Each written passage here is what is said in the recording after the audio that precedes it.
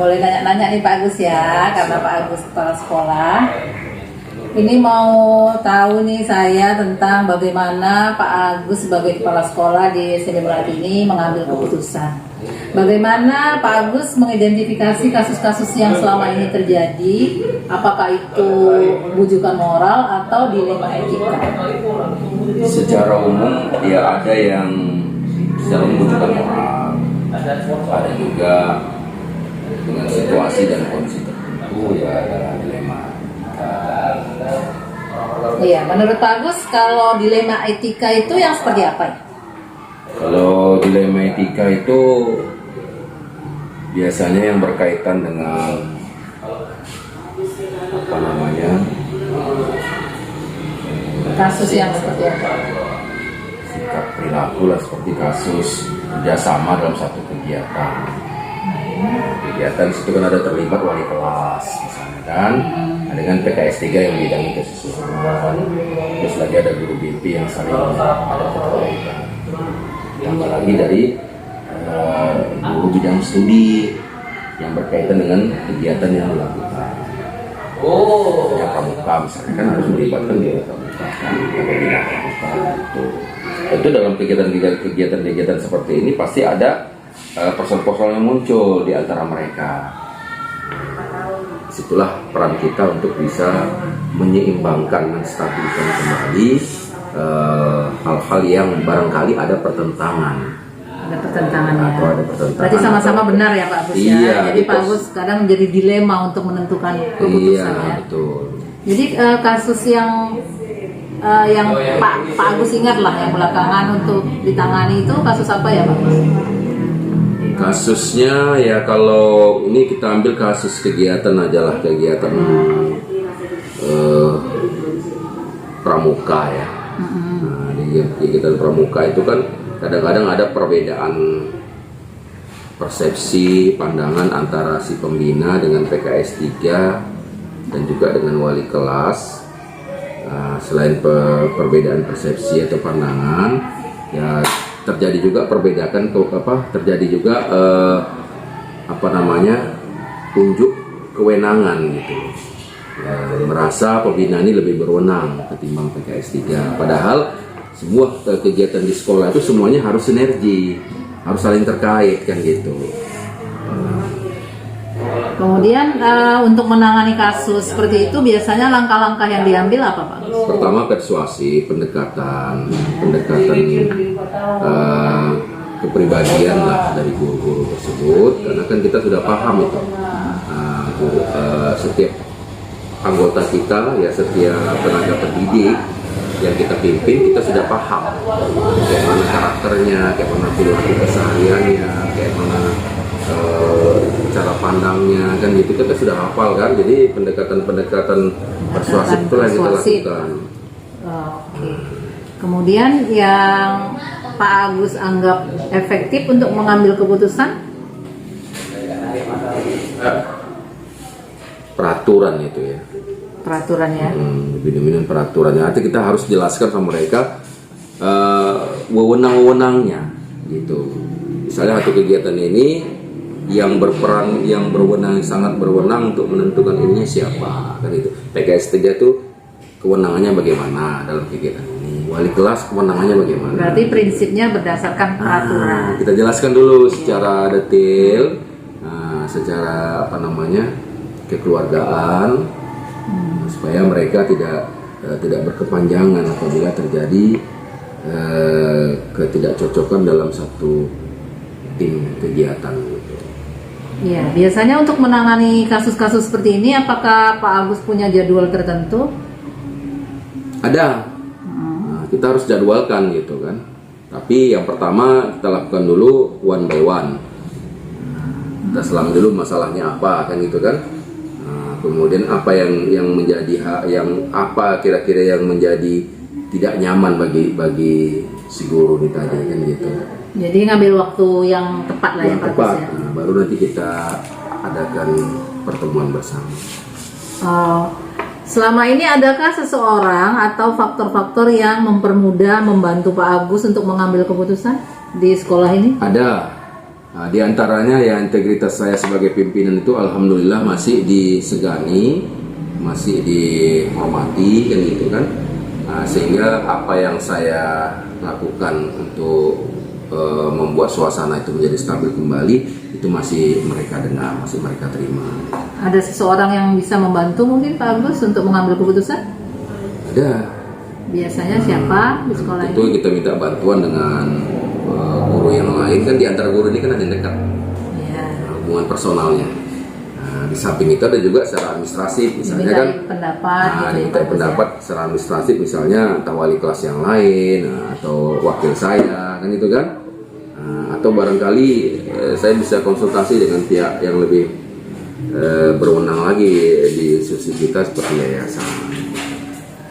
Baiklah Pak Agus, untuk yang penghujungnya ini, dari semua hal yang telah Bapak sampaikan tadi, pembelajaran apa yang bisa Bapak petik dari pengalaman Bapak dalam mengambil keputusan, sebuah keputusan, terutama dilema etika tadi?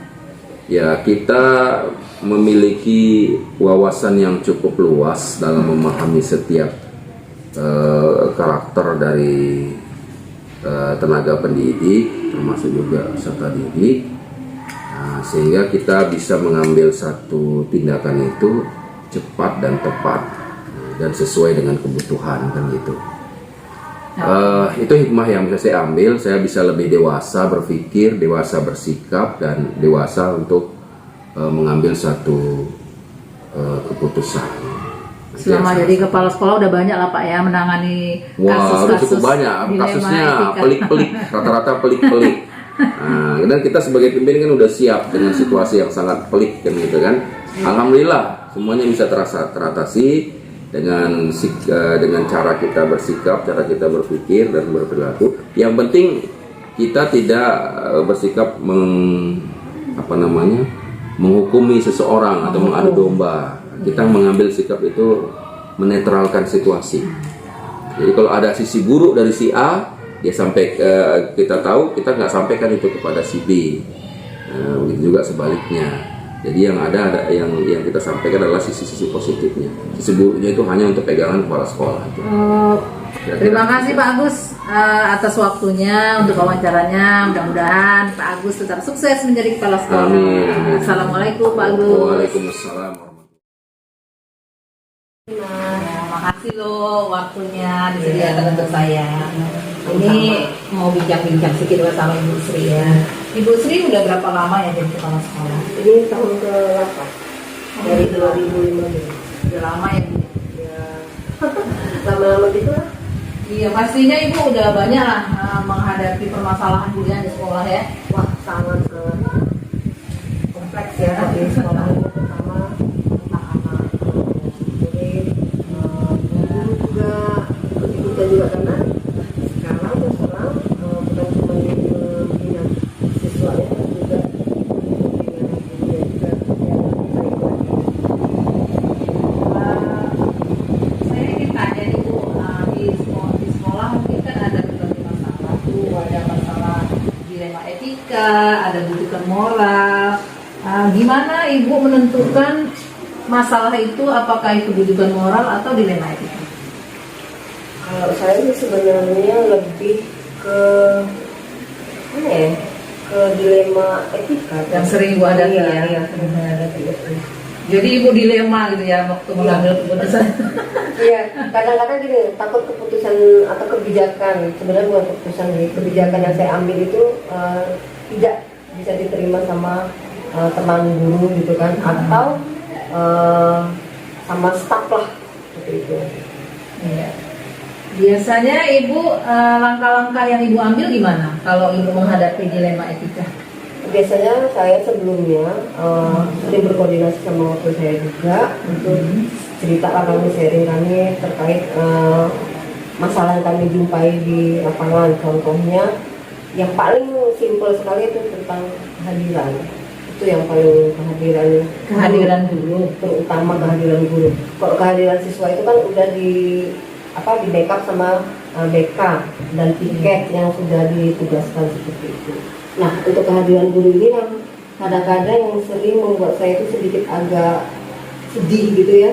kenapa ya kita sudah melakukan musyawarah kesepakatan bersama kita masuk 7.30, tapi ternyata ada juga beberapa guru yang 7.30 itu baru keluar dari rumah, atau jam 7.30 itu baru sampai di parkiran. Nah, bagaimana dia mau ke kantor, menuju ke kantor, mengisi absen di kantor, jalan lagi ke lokasi kelasnya, itu udah memakan waktu berapa menit. Tapi menurut guru-guru yang terlambat itu mereka benar ya Bu ya? Ya, sesuai Alasannya? alasannya itu kebanyakan satu, tiba-tiba anaknya sakit, kemudian nanti tiba-tiba bannya bocor atau ada kendala teknis lagi di kendaraannya atau di lapangan lah, seperti itu. Itu yang mungkin yang kadang-kadang saya juga tidak ini juga sih, tidak bisa terima gitu. Kenapa ya kok bisa gitu? Kok pas kebetulan di jamnya dia masuk itu kok lambat. Tapi kebanyakan ya seperti itulah yang saya. Cuman kalau memang ada penyebabnya kita kan nggak mungkin ini juga ya. Iya, kita tidak mendikte atau tidak menjudge diri tersebut ya. Kalau memang alasannya anaknya sakit, ya apa boleh buat gitu ya. Iya, itulah jadinya dilema sama Iya. kita. Apa yang mau kita buat? Biasanya Ibu tadi meminta bantuan atau kerjasama dengan kurikulum Iya. untuk menentukan Iya. keputusan ya, suatu keputusan. Biasanya waktu mengambil keputusan itu apa berbasis rasa peduli Bu, atau hasil akhir mungkin, atau peraturan? Kalau saya, tapi nggak tahu ya. Nah, kalau menurut saya pribadi itu ya saya lebih cenderung ke peduli. Rasa peduli ya. Karena kalau kita bilang secara peraturan ya, terus terang peraturan itu kan kadang-kadang dibuat untuk dilewati atau dilanggar. Tapi kalau saya berusaha untuk lebih peduli ya, dengan cara bagaimana ya, ketika guru yang terlambat atau tidak hadir menyampaikan alasannya, ya saya tanya itu alasannya kenapa begini-begini. Ya kalau memang alasannya karena anak sakit atau apa, ya usahakanlah untuk berikutnya jangan seperti itu lagi. Atau mungkin karena Ibu perempuan ya? Ya mungkin itu ya. Jadi kan sisi ada rasa peduli. Iya, Kalau rasa- laki-laki enggak, peraturannya seperti ini, peraturan aja gitu ya. Tapi karena kita perempuan mungkin bisa jadi Iya, juga. bisa jadi. Karena ya Jadi, kita berarti ini guru-gurunya lebih dari satu berarti ya Bu ya, yang ada sering beberapa. Di dalam satu hari itu ada 3, 4, 5 orang lah yang datang terlambat gitu. Jadi untuk menyelesaikan keputusan atau mengambil keputusan biasanya Ibu berdasarkan jadwal, pakai jadwal atau tidak? Maksudnya keputusan Keputusan yang akan diambil untuk menangani masalah atau kasus itu Ibu pakai jadwal, dijadwalkan untuk penanganannya atau tidak? ya pakai. Kadang-kadang kan gini, kami merefleksi dulu. Itu tadi saya sharing dengan kurikulum dulu bagaimana. Nah kita biasa kami udah ada sepakat sama kurikulum saya tentang guru itu tanggung jawab saya. Itulah PKS kurikulum saya bilang. Nah kepala sekolah hanya menunggu informasi dari saya. Nanti yang saya menindaklanjuti seperti itu. Jadi ketika kurikulum sudah bisa menindaklanjuti, saya tidak turun tangan lagi. Nah, cukup di PKS kurikulum. Nah, ketika PKS kurikulum tidak bisa menangani guru tersebut, barulah kami melakukan semacam kebijakan atau keputusan yang kami diskusikan berdua. Iya. Jadi tidak mutlak dari saya keputusan itu. Harus begini, harus begini. Cuman harus ada jadwal ya. Iya, memang supaya ada lebih jadwal. teratur. Iya gitu. benar. Karena kalau nggak pakai jadwal, kita kan nanti biasa tuh ke KTU. Bu Ayu, tolong nanti ibu ini suruh jumpai saya setelah jam istirahat atau setelah jam tidak mengajar di kelas. Oke Bu, mungkin yang terakhir yang saya tanya ini, dari semua hal yang Ibu telah sampaikan, apa yang dapat Ibu petik dari pengalaman Ibu tadi mengambil keputusan? Iya, itu tadi ya, keputusan selalu ada pro dan kontra. Iya. Menurut kita bagus, belum tentu buat orang lain bagus. Nah itu yang sering menjadi dilema tadi itu. Apakah Iya. keputusan yang sudah saya ambil bisa diterima sama mereka atau tidak? Dan saya juga sebagai pemimpin juga nggak boleh egois kan, tetap harus memikirkan bagaimana perasaan mereka, bagaimana. Tapi kembali ke masing-masing lah. Kalau mereka bisa menerima apa yang saya lakukan ini adalah karena ketidakbenaran mereka melakukan tugas, ya wajarlah namanya seorang pemimpin menegur yang melakukan salah. Jadi saya merasa sekali lagi ya tetap harus ada sharing kita, tetap ada refleksi kita untuk kita sama-sama saling mengisi, saling menguatkan, saling mendukung supaya tidak melakukan hal-hal yang itu. Iya, jadi semakin banyak masalah semakin belajar kita. Iya, ya. benar-benar. Oke, Bu Sumi, terima kasih banyak loh atas waktunya juga, untuk tugas saya ini. Makasih Bu ya. Sama-sama Bu Suna. Semoga sukses ya. Iya, terima kasih.